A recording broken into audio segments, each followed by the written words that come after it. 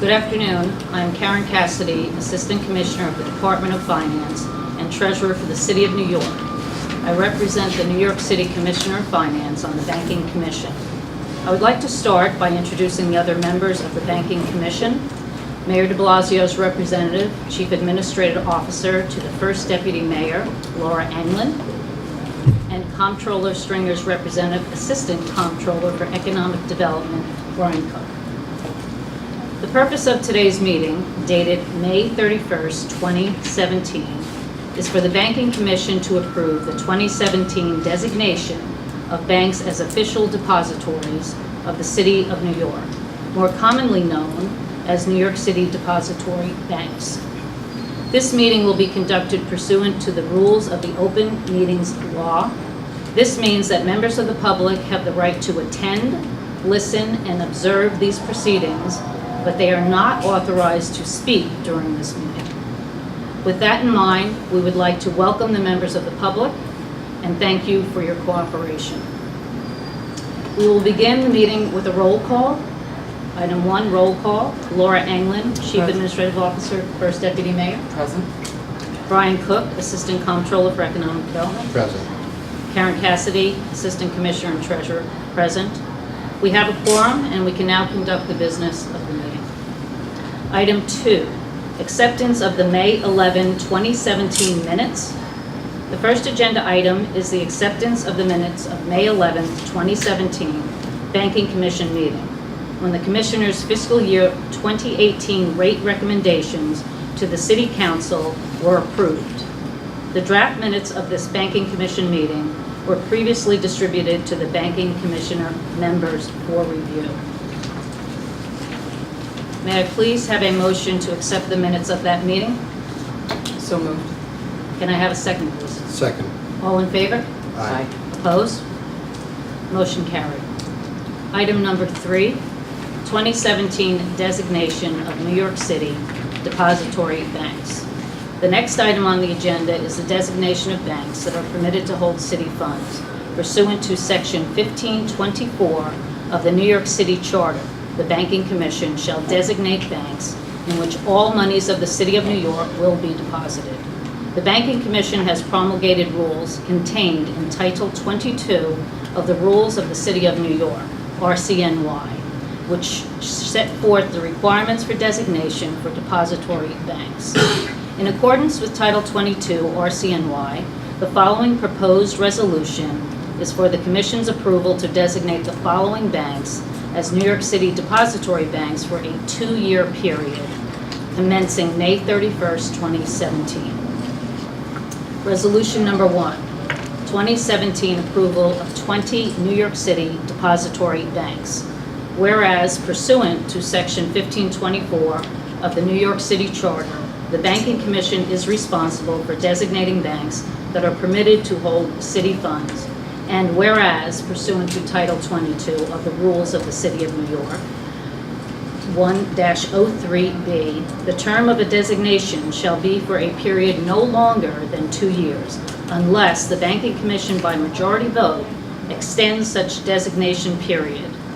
And whereas the following 20 banks have submitted the required documents and meet the requirements to become New York City depository banks: Amalgamated Bank, Bank United, Bank of America, Capital One Bank, Citibank, East West Bank, Flushing Bank, Habib American HAB Bank, HSBC Bank, Israel Discount IDB Bank, JP Morgan Chase, Modern Bank, Mitsubishi UFJ Financial Group, MUFG Union Bank, Popular Community Bank, Signature Bank, State Street Bank, Toronto Dominion TD Bank, the Bank of New York Mellon, U.S. Bank, Victory State Bank. Therefore, be it resolved, the Banking Commission hereby approves the designation of these 20 banks as New York City depository banks for a 2-year period.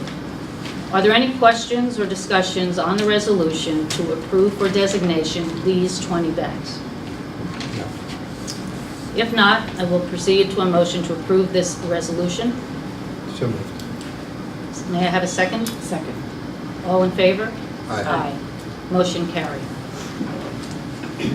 The next item, item 4, is the conditional designation of Wells Fargo as a New York City depository bank. The next agenda item is the conditional designation of Wells Fargo as a New York City depository bank. Pursuant to Title 22 RCNY 1-03E1, no bank shall be designated or shall remain designated as a depository bank unless it maintains a minimum New York State Community Reinvestment Act, CRA, rating of 2, or its equivalent as determined by the New York State Banking Department, and a minimum federal CRA rating of satisfactory, or its equivalent as determined by the appropriate federal regulator. Wells Fargo submitted an application for designation for the 2017 designation cycle. In connection with the review of Wells Fargo's 2017 designation application, NYC Banking Commission staff reviewed Wells Fargo's most recent federal and New York State CRA examination reports and CRA ratings. Wells Fargo's most recent New York State CRA rating is outstanding, which meets the designation requirements of Title 22 RCNY 1-03. However, its most recent federal CRA rating, issued by the U.S. Office of the Comptroller of the Currency, OCC, reflects a federal CRA rating of needs to improve. Wells Fargo's federal CRA rating of needs to improve does not meet the minimum federal CRA rating of satisfactory or its equivalent. Therefore, it does not meet the requirements for designation. Title 22 RCNY 1-03 F1 authorizes the Banking Commission to designate as a city depository a bank that does not meet the requirements for designation of city monies where, in its discretion, the deposit of such monies in such bank is necessary to obtain essential services that are not reasonably obtainable elsewhere. For the reasons described below, the Banking Commission is exercising its discretion pursuant to this provision, known as the necessity exception, to conditionally designate Wells Fargo Bank. The Banking Commission is exercising its discretion to conditionally designate Wells Fargo because Wells Fargo is heavily embedded in the architecture of the finances of the City of New York. The New York City Department of Finance has existing contracts with Wells Fargo for depository bank services related to processing and collection of New York City tax revenues and cash disbursements. Under these existing contracts, the city annually processes in excess of 6.7 million individual transactions, with cash collections in excess of $27 billion. These transactions include 3.4 million annual real estate tax transactions, with a total revenue flow of over $20 billion, 4.3 billion in business and excise tax revenue, 1.8 million parking summons transactions, generating approximately $119 million in revenue, and 1.5 million transactions with a dollar value of $2.8 billion in business center receipts, the Department of Finance, and multiple other city agencies. These contracts also include the Department of Finance website hosting and maintenance, armed couriers, merchant processing for credit card payments, business center deposit necessities, deposit bags, deposit slips, etc., and check printing and mailing. As of May 26, 2017, Wells Fargo had 99 bank accounts with $227.7 million in city deposits supporting critical city services administered by multiple city agencies. All Wells Fargo deposits are fully collateralized by government-guaranteed securities in amounts over and above the FDIC insurance as required by Section 10 of the New York State General Municipal Law. There are only a limited number of banks that have the capability to handle the volume of transactions and the dollar amounts that flow through New York City Central Treasury. It would be extremely disruptive to the revenue collection function and cash flow of the City of New York if the Department of Finance were suddenly unable to use the depository services of Wells Fargo. It would take some time to extricate and replace the infrastructure with alternative solutions, vendors, and/or banks. Moreover, it would involve additional costs to the city amounting to several $1 million annually, as Wells Fargo was awarded these existing contracts as the lowest cost bidder for the depository services provided. Given the critical and essential nature of the services provided by Wells Fargo to the Department of Finance and the City of New York, there would be an immediate disruption to the cash flow of the city if the Banking Commission did not act under the necessity exception to conditionally designate Wells Fargo. As a result, the Banking Commission is invoking its discretion under Title 22 to conditionally designate Wells Fargo as a New York City depository bank. This conditional designation subjects the bank to specific conditions, including the inability to renew current contracts after they expire. No other banking agreements, aside from those specifically enumerated on Exhibit A attached to this resolution for banking services or bank accounts with the City of New York shall be permitted, and no currently effective agreement between Wells Fargo Bank and the city shall be renewed or extended unless and until Wells Fargo Bank meets all of the designation requirements under Title 22 and is then designated by the Banking Commission. In fact, DOF has already started the process of moving banking services from Wells Fargo to other banking institutions. If at any time Wells Fargo receives a federal CRA rating of at least satisfactory, the Banking Commission has the authority to consider its application for designation at that time. Are there any questions or discussions on the following resolution to invoke the necessity exception to conditional approve Wells Fargo's designation? I have a statement from the comptroller and a personal statement as well. Proceed. From a statement by the New York City Comptroller, Scott Edstrader. What happened at Wells Fargo was a fraud, and there must be consequences for wrongful behavior. We need to send a message to this bank and the broader industry that ethics matter. Public trust is a must. Accountability is non-negotiable, and today's vote will send just that message. According to the Consumer Financial Protections Bureau from 2011 to 2016, Wells Fargo secretly, without consumer consent, opened 1.5 million unauthorized deposit accounts for existing customers. They submitted applications for over 500,000 credit cards in consumer names using personal information. They enrolled Americans in online banking services they did not request, and they ordered and activated debit cards unbeknownst to consumers. The problem was not that the fraudulent accounts went undetected. The problem was that the management and the board failed to recognize that the unethical behavior was systematic. It wasn't a few bad apples. It was a widespread fraud resulting from perverse incentives imposed by management. After the scandal came to light, working with Mayor de Blasio and New York City's pension trustees, we demanded that the company claw back tens of millions of dollars in executive pay. And weeks later, things started working. $60 million in pay was stripped from company leadership. Further, the board of directors terminated the employment of the CEO and other executives and conducted an independent investigation into underlying causes of the problems.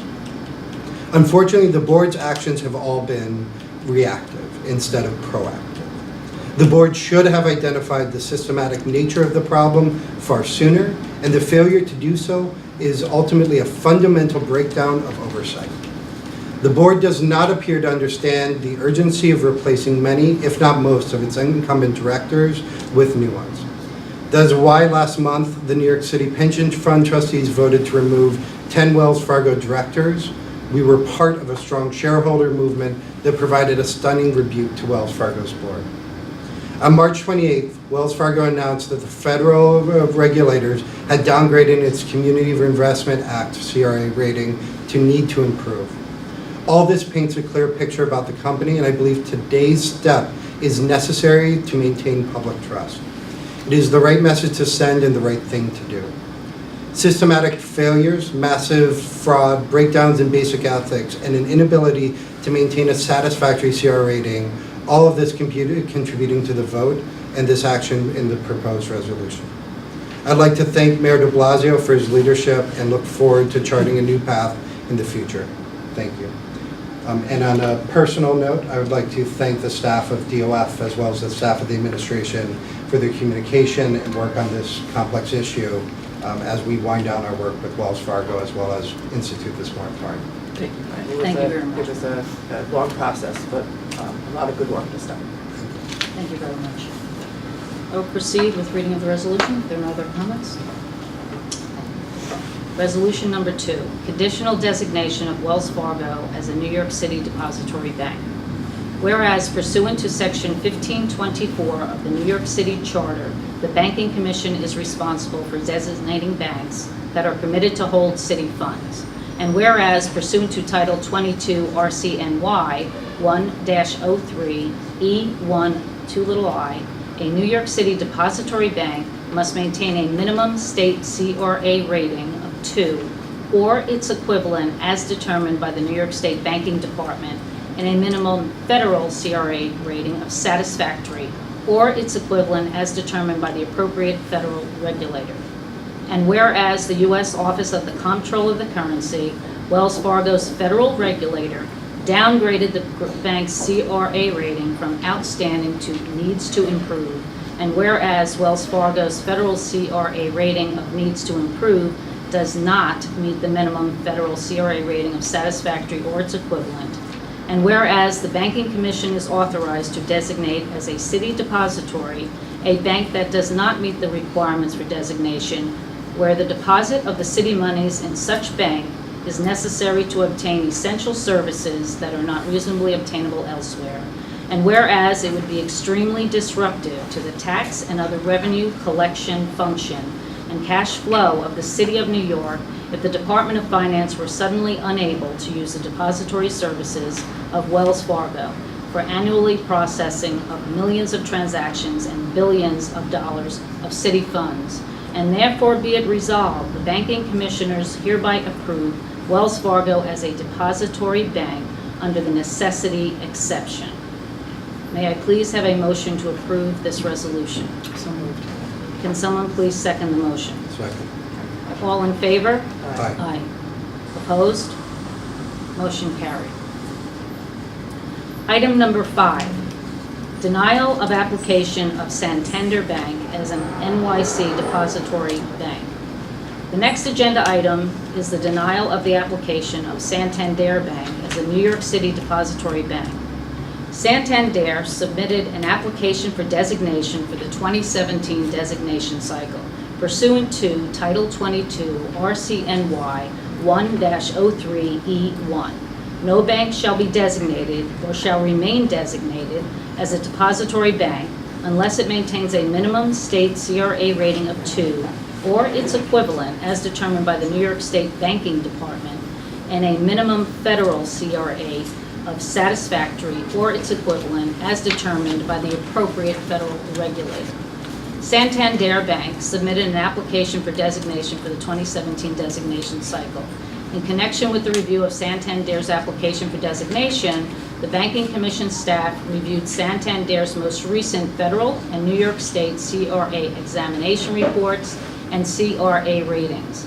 The U.S. Office of the Comptroller of Currency, Santander's federal regulator, downgraded the bank's CRA rating from satisfactory to needs to improve.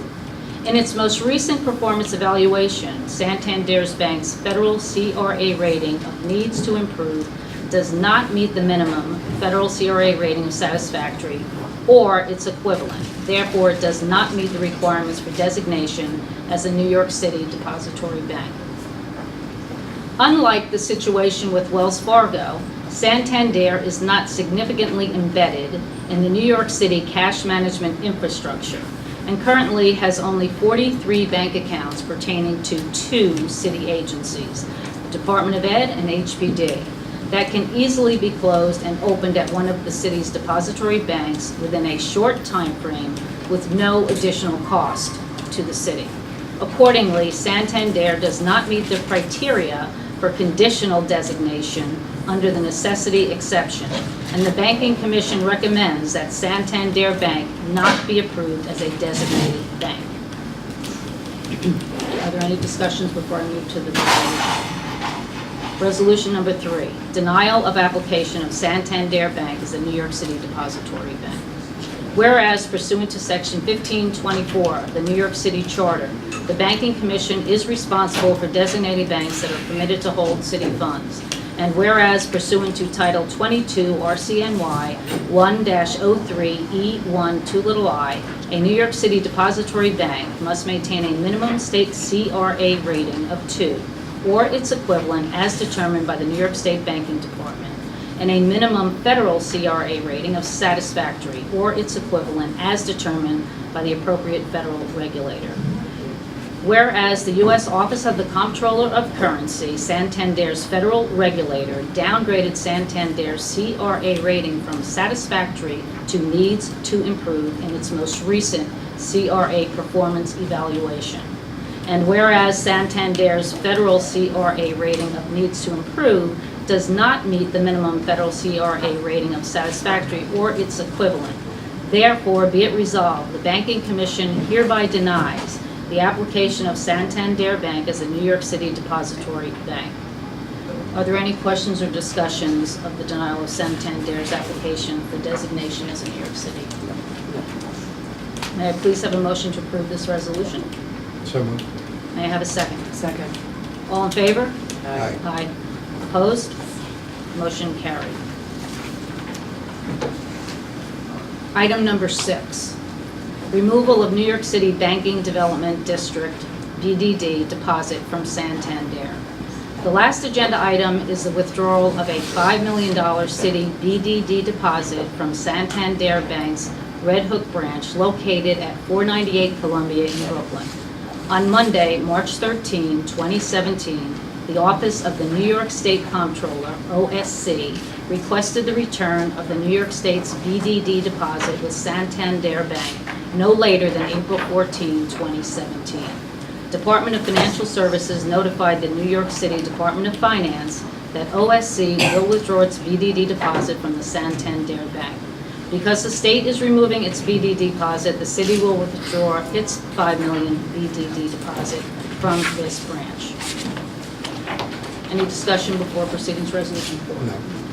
Resolution number 4, Santander Bank BDD deposit withdrawal.